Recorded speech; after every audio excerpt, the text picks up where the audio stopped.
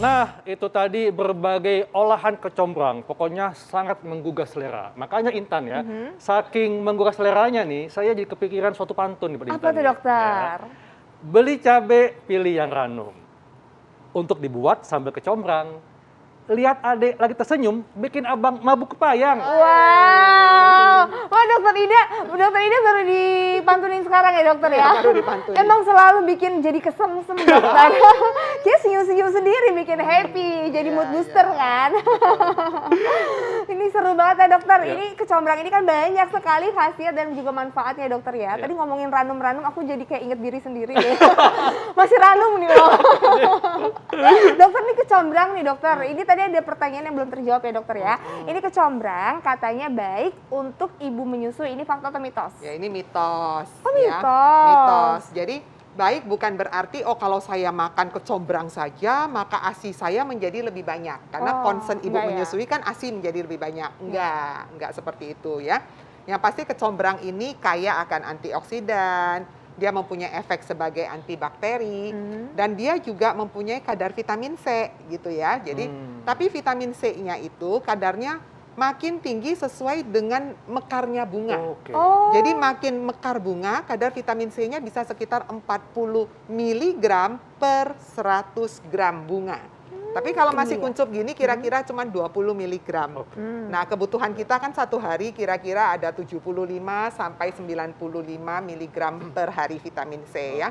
Jadi artinya kalau dia baik jangan berarti hanya concern ini aja, makan harus beraneka ragam ya. Jadi tadi dikatakan oleh dokter bahwa kecombrang memang mengandung antioksidan. Antioksidan. Nah, ini ada yang mengatakan kalau konsumsi kecombrang dapat menstabilkan gula darah dan mencegah diabetes. Ini fakta atau mitos, dok? Ya, ini mitos sebetulnya mitos ya. juga, dokter. Mitos. Jadi kalau kecombrang itu kenapa orang punya ide oh dia bagus untuk gula darah? Tahu enggak dalam bunganya ini dalam 100 gram dia mengandung kira-kira 2,8 gram serat.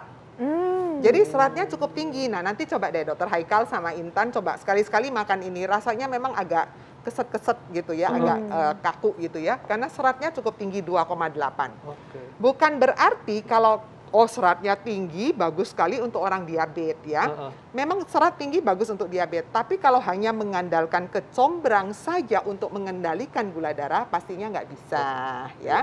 Tapi kalau kecombrang ini dimasukkan dalam menu harian kita, paling banyak pakai berapa sih kalau buat masak nasi goreng?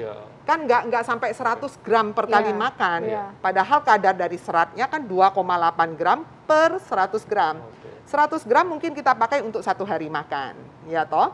Berarti cuma dapat 2,8 gram. Padahal untuk orang-orang dengan diabetes, supaya gula darah bisa terkendali baik, kita membutuhkan antara 25 sampai 30 gram. Iya, gitu ya. Iya, dokter.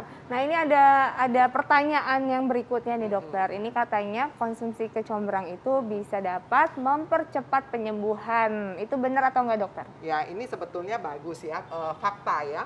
Fakta dalam arti gini.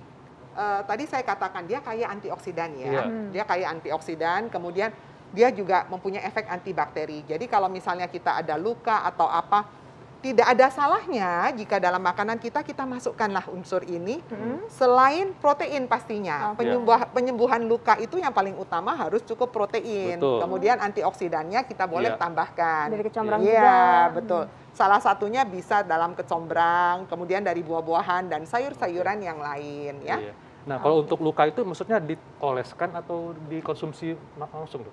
Kalau untuk luka, kalau dalam tradisional ya, ini kan sebetulnya herbal tradisional. Nah, orang-orang zaman dulu itu banyak mengambil daunnya, cuci bersih, kemudian ditempelin. Seperti kompres gitu loh ya, pada luka. Nah, kalau itu sih penelitiannya nggak ada. Ya. Tapi kalau dimakan itu bisa mengobati luka hati kayaknya. Betul. Dimakannya sambil apa nih, dok? Sambil nangis. Sambil nangis. Ya, dokter, tipsnya apa nih, dokter, untuk bisa mendapatkan manfaat dari kecombrang ini, dokter? Baik. Jadi kecombrang ini adalah produk tradisional orang Indonesia ya. Dan ini sudah turun-temurun, sudah dibuktikan dipakai oleh nenek moyang kita dalam semua campuran pengolahan makanan. Jadi alangkah baiknya orang-orang muda ini Anda mesti mengenal ya. Kenapa? Karena ternyata kecombrang ini mempunyai banyak sekali efek kesehatan yang menguntungkan. Yang kadang kita nggak tahu loh, ini apaan sih? gitu ya. Kok ada wangi-wangi? Nah, sering dipakai untuk campuran urap. Betul. Kemudian pecel Ya. ya. Nah, itu dipakai. Kemudian pengolahan ikan arsik tuh ya, orang Oke. Sumatera suka pakai Iya. ya, Ya. mengurangi amis. Ternyata dia bagus. Jadi monggo teman-teman semua yang di rumah ini boleh digunakan. Betul. Yang namanya bumbu dapur Indonesia sangat kaya sekali manfaatnya. Iya. Jadi silahkan tambahkan. Betul. Pengolahannya ikut saja dengan cara Iya. yang seperti biasa kita lakukan Iya. ya. Oke, Oke. jadi penting sekali untuk kita semua tahu mengenai kecombrang, manfaatnya apa, dan tentunya untuk anak muda kayak saya harus tahu. Iya, Dokter Haikal yang selalu muda pokoknya. Ini panutan pokoknya. Ya, ini harus tahu apa yang kita konsumsi dan jangan lupa pola hidup sehat dan juga Betul. saksikan hidup sehat pasti ya Dokter Haikal Iya. ya. Oke, Dokter Ida, makasih Dokter dok Ida, untuk makasih banyak, penjelasannya. Terima Dokter. kasih banyak. Sehat selalu. Wah, nggak terasa ya 1 jam kita sudah membahas semua ini dan saatnya kami pamit. Ya, jangan lupa terus saksikan Hidup Sehat setiap Senin sampai Jumat jam 9 sampai jam 10 pagi hanya di TV One. Saya Dr. Haikal, Saya Intan Saumadina. Indonesia hidup sehat.